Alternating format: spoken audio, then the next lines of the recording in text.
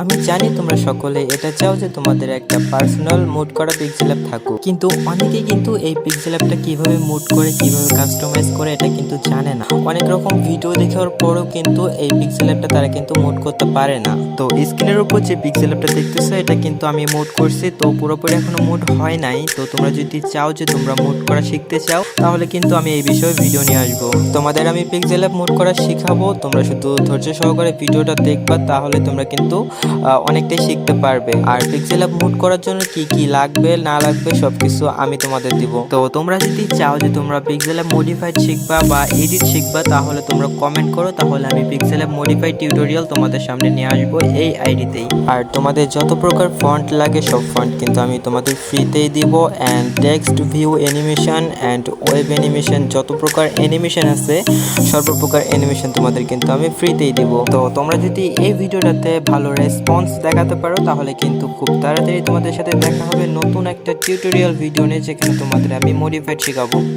So waiting for any more video.